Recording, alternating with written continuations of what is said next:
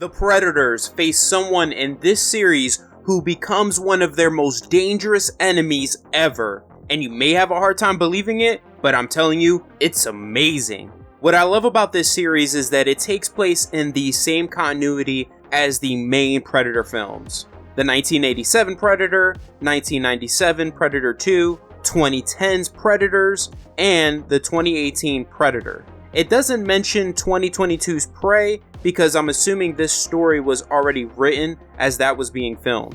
One thing I want to mention here for those who may not know this about the Predators is their alien species name is Yautja. So I might go back and forth referring to them as Predators or Yautja. Okay, so this story opens in the year 2056. We go to this remote planet with what seems to be two predators battling. One I'm going to call Golden Predator, the other one Gray Predator, just simply separating them by the color of their armor for now. The fight goes back and forth. The Golden Predator lands a blow with its axe against the Gray one. The Gray Predator quickly responds, knocking back the Golden one downhill, losing its axe in the process. The Gray Predator tries to land a killing blow, but the Golden Predator ends it with a combination of its shuriken and blade. As it lays bleeding on the ground, the Gray Predator takes off its helmet.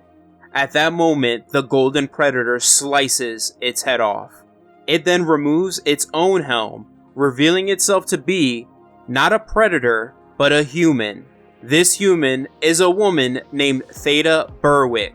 After reading this series, she has become one of my favorite characters of all time. She is a great mix of Ellen Ripley's survival instincts from Aliens and Beatrix Kiddo's killer instincts from Kill Bill. You may be asking yourself, how did she gain access to the Yautja's armor and weapons, and why is she screaming, "Damn it"? I'm going to explain all that right now. So 15 years ago on this planet called Damara, Theta's parents, Hugo and Francesca Berwick, who were botanists for Astar Industries, were studying this planet. Now, Astar Industries just seems to be this galaxy-wide industrial business that explores the galaxy, studies planets, and has outposts on multiple planets. Theta and her parents ended up being attacked by a predator. Theta, horrified, saw her father killed by it. She and her mother ran back to their ship that's called the Sandpiper, and her mother tried to warn the crew that they were under attack. But the predator had already caught up to them. They witnessed one of the crew get their head blown right off in front of them. One by one, the Sandpiper's troops were being taken out by the predator. It was a straight up slaughter fest. Even with their advanced weaponry, they still had no chance. Once Theta and her mother entered the ship, Theta's mother told her to hide in the lab and not come out until Sandy, the Sandpiper's AI, said it was safe. After that, Theta was supposed to program Sandy's autopilot to bring her back to Earth. However, before her and her mother got a chance to seal the lab, the predator was already there. It grabbed her mother and started choking her. When the predator removed its helm, Theta's mother sliced one of its mandibles off with a machete, but it didn't stop the predator from ending her. Theta grabbed the machete and confronted it, but the predator, deeming her not worthy enough to kill, just left. As her mother was dying, she told Sandy to get Theta off the planet and told Theta to never forget she and her father love her.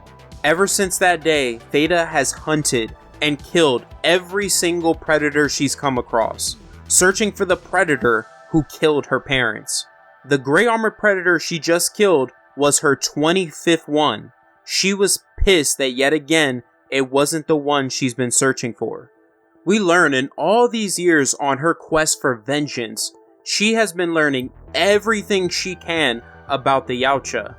She blows up the gray armored predator ship and then comes across this alien species that inhabits this planet.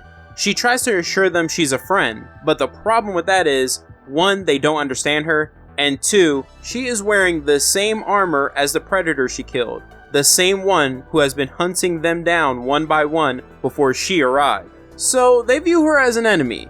They start firing at her and she just makes a run for it. Luckily, she makes it to her ship and takes off.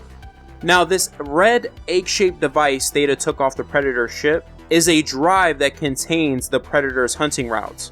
They possibly contain even more data than that, but Theta and Sandy have only been able to decipher the travel logs. She discovered these drives on the ship of the 4th Predator she killed, but she has to make sure they're offline when hooking them into her ship's system because they send out a beacon when online, which led to her 5th and 6th kills. One of the things she's learned about how the Yautja operates is they each have a hunting route that runs on 10-year cycles.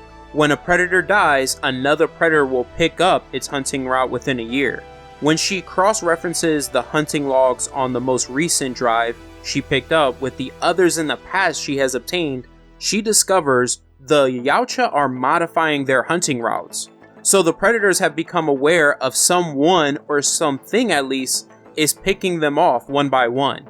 Now, Sandy informs her that the ship's gravitational stabilizers are in desperate need of repair, and the parts needed are at Port Medway on the planet Tusket. Why that's a problem is because, as Theta points out, it's an APHRA Industries outpost. The reason why she can't go there is because Theta would be considered an outlaw. She never returned the Sandpiper to Earth like she and her mother planned, so technically it's considered stolen property. Also, 6 months ago, she did go there and had to blast her way out of their junkyard because some people tried to capture the ship in order to claim the reward that APHRA Industries has out on the Sandpiper. Sandy explains that Port Medway is currently being decommissioned, and it has only 2 staff members, so the risk of being captured is very low. And that really it's their only option because they're facing complete system failure and have less than 8 days of food left. Sometime later, as they approach the planet Tusket, the ship's gravitational stabilizers fail, and they end up crash landing into this frozen tundra on the planet. Now, I want to point out this brief moment of worry Theta has. Once she recovers from the crash landing, she believes the Sandpiper system is dead. She mentions that Sandy, the ship's AI, is all that she has left of her parents, her last remaining connection to them. This reveals she views Sandy as family, so she refuses to lose her. Fortunately though, she's able to bring the Sandpiper systems back online. Sandy informs her they crash landed 106 miles away from Port Medway, and that it will take her less than 7 days and no more than 4 weeks to reach it. So there is a possibility Theta could run out of food and starve to death before she even makes it to the port. Theta packs up and is given a list by Sandy of necessary parts for the ship. She then begins her journey to traverse the icy terrain to Medway. 11 days go by and Theta has run out of food. She hunts and kills this alien boar. That night she has a nightmare that reveals to us that part of what fuels her to kill the Yautja, the one that killed her parents, isn't just vengeance, it's guilt. She feels responsible for her parents' deaths. The next morning, Theta encounters these alien scavengers who want to kill her for her food and equipment. One of them here, named Krug, shoots her in the shoulder with his dart gun. But when he comes up close, she slices his hand off. She manages to subdue them and questions how they got a hover bike that belongs to APHRA Industries. The aliens reveal they found it at Medway and that nobody is there. What happens next is minor, but it says so much about Theta as a character. She tells the aliens that after she takes care of her wound, the aliens can have the rest of her medication and bandages to tend to Krug's injury. And on top of that, she gives them what's left of the boar. The aliens, confused, ask Theta why is she helping them. And Theta answers that they're just trying to survive. She isn't going to kill them for that, but does warn them if they follow her, she will kill them. What this says about Theta is, despite the trauma and quest for vengeance she's been consumed by these past 15 years, she hasn't lost her empathy. She hasn't lost the person her parents raised her to be. Theta ends up arriving at Port Medway. As she walks through the building, she comes across the hung-up, headless bodies of the APHRA employees here. She quickly realizes a predator has recently been here. What's strange about this is that the planet Tusket isn't on any of the records she possesses of the Yautja's hunting grounds, so a predator being here makes no sense. After finding the control room, Theta goes through the building's security footage and sees a predator killing the staff here. However, what she really notices here is this predator killing the staff is carrying the same axe she lost during her fight with the last predator she fought. And the predator that killed the staff here is right behind her. It ambushes her, hacking through her firearm, but Theta still fires it in the predator's face. She's able to make a run for it, and manages to damage the predator's plasma caster, but ends up within its grasp. She's able to get out of it and jumps out of a window. The predator follows as Theta runs towards the hoverbike to get her gun and armor, but that isn't happening because one of the predator's wrist rockets hits her right in the leg, blowing it apart. Now this is a big reveal here because luckily for Theta, her leg is a mechanical leg. This is further proof that she hasn't gone unscathed in all her encounters with the Yautja. She crawls into a nearby shuttle, and just when the predator is close enough, she activates this shuttle's emergency burners and obliterates this predator. She takes back her axe, and later as she is repairing her mechanical leg, Sandy informs her over comms that an Astar ship is inbound and should arrive within 12 to 15 hours. So she has to hurry and pack everything she needs and return to the ship ASAP. What happens next is another example of how Theta hasn't lost what makes her human. In her inner monologue, she mentions how she feels guilty for taking the murdered staff supplies. She feels like a vulture capitalizing on their misery, but the hunger she feels outweighs her guilt.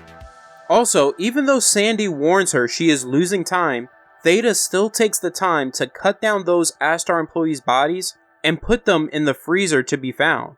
Now you can argue how it doesn't make much of a difference, but other than the circumstances, it's her way of giving them some small measure of dignity. As Theta is returning to the ship, unbeknownst to her, she is being tracked. Once she reaches the ship, she begins the repairs, and she starts drinking as she is doing it, because she feels guilty for the deaths of the Astar employees. But also, she wonders how the Predator knew she would be there. Sandy informs her that based on the data from the last Predator drive, the Yautja have identified her ship as an Astar Industry ship. So they've been searching each Astar Industries outpost for her ship. It confirms the Predators are in fact hunting her. Theta tells Sandy they need to warn Astar Industries in some way without giving themselves away. Suddenly though, the Sandpiper is attacked. Not one, but two Predators aboard their ships have her cornered and are currently firing upon her. Now if you're wondering how they got so close to the ship without being detected, it's just because they use their stealth technology. Theta's ship takes some serious damage, and she tells Sandy to take control of the ship. Now this is something Theta has never encountered before. Predators working together. She assumed that they were territorial, that they wouldn't or couldn't work together. This just really shows how much trouble she's caused them, that multiple Predators are being sent after her. Theta hits one of the Predator ships with this missile, which unleashes a gigantic blast. It's like that missile was a nuke. When she goes to fire at the other Predator ship, she sees it disappeared, but it didn't. It maneuvered itself out of her firing range and starts firing at the Sandpiper from below. Sandy informs Theta that the hull of the ship can't take much more. Theta tells Sandy to get her suit ready and land the ship. Even though Sandy tries to talk her out of this, Theta explains that this is the only option they have, to fight the Predator on the battlefield, that they have a better chance at surviving on the ground, and that's what the Predator wants, because they have a hunting honor code they live by. Shooting them out of the sky would be too easy. It wants the challenge, it wants to prove itself. However, one thing to remember is Theta is half drunk, so she's not fighting at 100%. She walks out of the ship and yells, "Come on out, you let's get this over with." The Predator teleports down, and this Predator looks menacing. His armor is badass. It starts to approach her, and just when it's close enough, Theta has Sandy launch her hoverbike right at the Predator. This is why I love Theta. She pulls moves like this that are very creative and that an opponent wouldn't expect. This just speaks to her experience fighting Yautja all these years. When you're fighting opponents that are more skilled, more experienced, and physically stronger, you have to be more intelligent and creative. That can make a difference. Even though Theta gains the upper hand in the fight, she quickly loses it. She leaps toward the knockdown predator, but it extends its combi stick that impales Theta and then launches her. The predator essentially has Theta beaten. It stands over her, knocking her blade out of her hand, and then grips her by the throat. As the predator has her by the throat, Theta realizes she severely messed up. She got drunk, sloppy, and let her defenses down. She served herself up on a silver platter for this predator. Suddenly though, a bright light appears, gaining the attention of the predator. Theta uses the distraction to slip out a dagger and stab it right in its throat. Once she's released from its grip, the predator gets obliterated by blaster fire. Theta crawls to its body and removes its helm and sees it's not the predator she's been hunting. Now the ones who intervened and saved Theta was an Astar Industries team who take her into custody. That's the end of the video. I know this is something totally different from my usual content, but let me know if you want to see the end of this Predator series. Hit that like button, comment below your thoughts, and subscribe. Other than that, have an awesome day, and remember every day to hunt and go beyond. Shout out to Patreon member Justin Heverly for all the support. It's greatly appreciated. See you later, Beyonders.